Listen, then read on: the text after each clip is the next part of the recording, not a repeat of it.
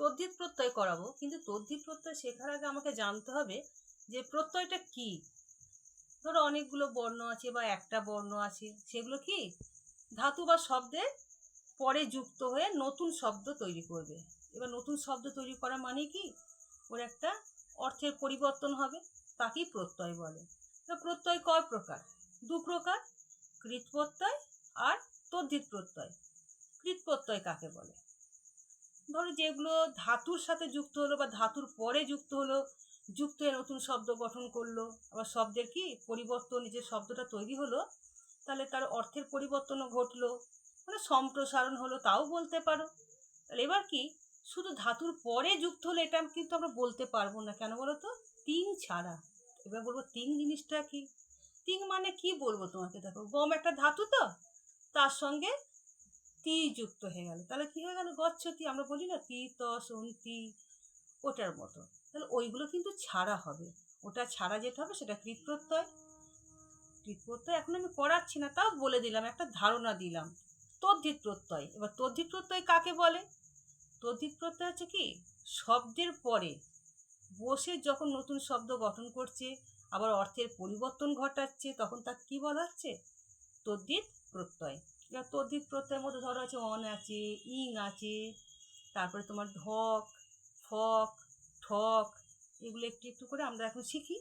এবার শেখার আগে তোমাদের মনে রাখতে হবে এইটাকে তোমাকে মনে রাখতে হবে। অ আ স্থানে কি হয়? আ। হ্রস্বই দীর্ঘই এ ও স্থানে কি হয়? ওই। হ্রস্ব দীর্ঘ ও স্থানে কি হয়? ও। রি স্থানে আর। তাহলে চলো প্রথমে আমরা কি করি, অন প্রত্যয়টা শিখে নিই।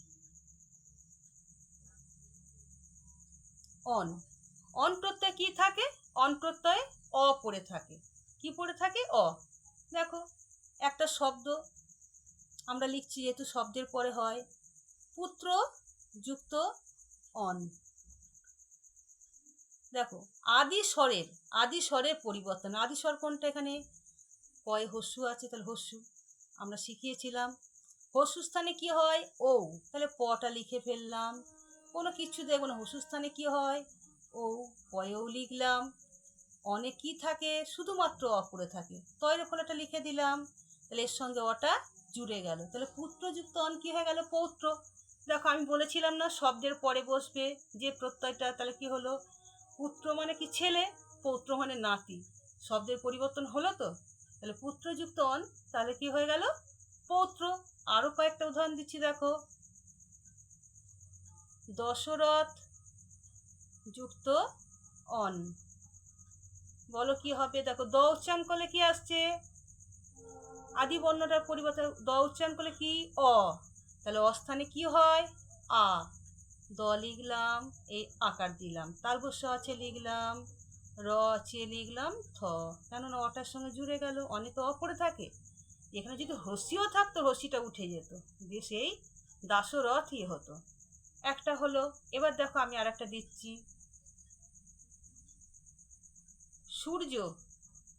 সূর্য যুক্ত অন। দেখো দীর্ঘস্থানে কি হয়?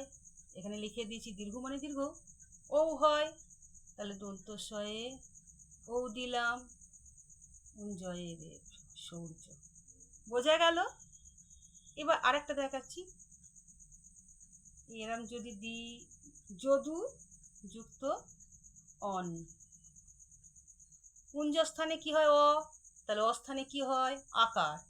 পুঞ্জ লিখলাম, আকার দিলাম, দ লিখলাম। এবার তো বলতেই পারো যে অনেক তো অপরে থাকে, তাহলে আমরা হ্রস্যটা নিয়ে কি করব? যখনই হ্রস্য থাকবো কিচ্ছু চিন্তা করবো না, একটা শেষে ব বসিয়ে দেবো, কি হয়ে গেল? যাদব। সেরকম পাণ্ডুযুক্ত অন কি হবে? পাণ্ডব। বোঝা গেল? এবার রি স্থানটা একটু বোঝানো আমি, দেখো ঋষি যুক্ত অন কি হবে? রি স্থানে কি হয়? আর হয়, আর লিখলাম আমি। দেখো ভেঙে ভেঙে পড়াচ্ছি, এটা তাহলে বুঝতে পারবে না। এবারকে যুক্ত করে নাও, আ লিখলাম, মূর্ধন্য রেপ হস্যি দিয়ে লিখলাম, রি স্থানে তো আর হয়, তাহলে এখানে আ আর র, এটা রেপটা হয়ে গেল, তাহলে আর হয়ে গেল। তাহলে এখানে সি যুক্ত অন, এই অন হবে, অন, তাহলে কি হয়ে গেল? হস্যি উঠে যায়, কি থাকে পড়ে? অনে অপ্রত্যয়, মানে অটা পড়ে থাকে, তাহলে ঋষিযুক্ত অন কি হয়ে গেল? আরশো। আর একবার বোঝাচ্ছি, দেখো ঋস্থানে কি হয়? আর, তাহলে ভেঙে যদি বলি ঋস্থানে আর হয়, আ লিখলাম, মূর্ধন্যটা লিখে রাখলাম, দেখো হস্যিটা তো উঠে যায়, অনে লিখলাম না, তাহলে আ র, কি হয়ে গেল? আরশো। বোঝা গেল? তাহলে একটা অন প্রত্যয়টা হয়ে গেল আমাদের। এবার অন্য একটা শিখি, দেখো অন প্রত্যয় হয়ে গেল, এবার আমরা কি শিখবো? এখানটাতেই হয়ে যাবে, ইং প্রত্যয় শিখি। ইং, ইং প্রত্যয়। ইং প্রত্যয় কি পড়ে থাকে? রশ্মি। এটা যেরকম দেখো অ, বুঝলে? তাহলে ইং প্রত্যয়ে রশ্মি পড়ে থাকে। লিখি, দশরথ যুক্ত ইং। তাহলে দেখো দপচান করলে কি আসছে? অ, অস্থানে কি হয়? আ। তাহলে দয়াকার লিখলাম, তালবস্য লিখলাম, র লিখলাম, থ লিখলাম, ইংয়ে কি পড়ে থাকে? রশ্মি। রশ্মিটা দিয়ে দিলাম, কি হয়ে গেল? দাশরথী। এরকম যদি আরো দিই, দেখো সুমিত্রা যুক্ত ইং, তাহলে কি হবে? হস্যু স্থানে কি হয়? ও। তাহলে দন্তস্ব লিখলাম, এখানে কি লিখলাম? ও। ময় হস্যি লিখলাম। এবার বলো তো তয়রা ফলা আকারটা হবে? হবে না। ইং প্রত্যয় কি পড়ে থাকে? রশ্মি, ওই জন্য একটা রশ্মি করে দিলাম, কি হয়ে গেল? সৌমিত্রী। বোঝা গেল? যদি এরকম থাকতো, ধরো বিষ্ণুই দি, বিষ্ণু যুক্ত ইং, তা মনে হলো একটু দি। দেখো হস্যি স্থানে কি হয়? ওই, তাহলে কি করে দিলাম? বয় ওই, এটা যেরকম আছে লিখলাম। হস্যুর পর থাকলে কি বলেছিলাম হয়? একটা ব লিখে দিই। ইংয়ে কি হয় পড়ে থাকে? রশ্মি, তাহলে কি হয়ে গেল? বৈষ্ণবী। মনে থাকবে? তাহলে ইং প্রত্যয় হয়ে গেল, অনে অ পড়ে থাকলো, ইংয়ে রশ্মি পড়ে থাকলো। এবার আমরা কি শিখবো? দেখো এবার ঢক শিখবো। ঢক, ঢকে কি পড়ে থাকে? এও। এখানে লিখি, রাধা যুক্ত ঢক। আকার স্থানে কি হয়? আকার স্থানে আকারই হয়, ওই জন্য র আকার দিয়ে দিলাম। ধটা লিখে নি, এখানে কি পড়ে থাকে ঢকে? আকার তো দেবই না, এও হয়, এটা এ, এটা অন্তস্থ, কি হয়ে গেল? রাধেও সেরকম দিই, দেখো পথ যুক্ত ঢক, তাহলে কি হবে? অকার স্থানে কি হয়? অকার স্থানে আবার আকার, ওই আকার লিখলাম, থটা লিখে রাখি। ঢকে কি হয়? এই একার আর অন্তস্থ এও, পাথেও। তাহলে এই কথা তোমরা বুঝতে পেরেছো? তাহলে ফকটা করাবো, করিয়ে দিই।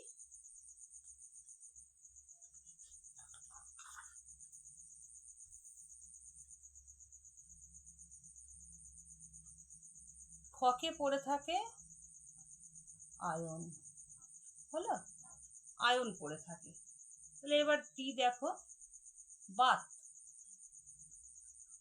বাত যুক্ত ফক, তাহলে আকার স্থানে কি হয়? আকারই হয়, বয়াকার লিখলাম, ত লিখলাম, ফকে কি হয়? আয়ন, আকার দিলাম, যা আছে পরপর বসিয়ে দিলাম, বাতায়ন। এই শকট দিই, শকট যুক্ত ফক, তাহলে কি হবে? অকার স্থানে কি হয়?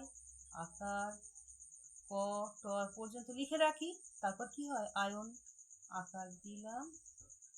বোঝা গেল? তাহলে শকট যুক্ত ফক, শাকটায়ন, হলো? আরেকটা তোমায় শেখাচ্ছি, দেখো এটা তোমাদের আছে সিলেবাস, তাও শিখিয়ে দিই। ছ প্রত্যয়, ছয়, ছ প্রত্যয়,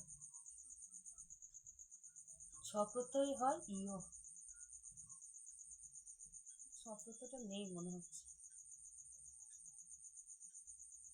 থাক, ছ প্রত্যয়টা তোমাদের সিলেবাসে নেই, পড়তে হবে না, বরঞ্চ ঠকটা করে নাও।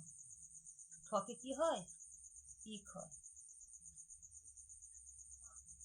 দেখো দিচ্ছি, তর্ক যুক্ত ঠক, তাহলে অকার স্থানে কিও হয়? আকার। কয় রেপ লিখে রাখলাম, ঠকে কি হয়? ইক, তাহলে হস্যি ক, ইক। এটুকু বোঝা গেছে। তাহলে তর্কযুক্ত ঠক কি হলো? তার্কিক। কোনো জায়গায় বুঝতে অসুবিধা হলে তোমরা বলবে। আর ছটা করলাম না, ছটা ইয়ে হয়, যেরকম যে ধরো আমি বলি মানবযুক্ত ছ, তাহলে মানবীয় হয়ে যাবে, এরকম ব্যাপার। ওই জন্য আর করালাম না, বুঝতে পেরেছ? ওটা নেই তোমাদের। ঠক আছে, ঠক আছে, আর কি কি আছে না, অন আছে, ইং আছে, আর ঢক আছে। তা কটা যদি আমি করতে দিই তোমরা পারবে? এটা তোমাদের হোমওয়ার্ক রইলো, কিছু দিচ্ছি তোমাদের।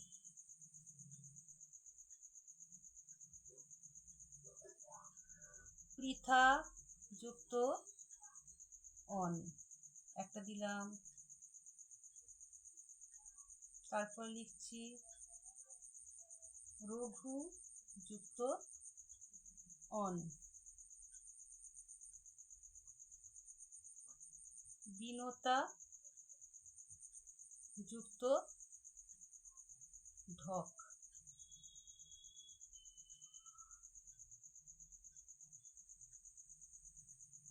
সুমিত্রা যুক্ত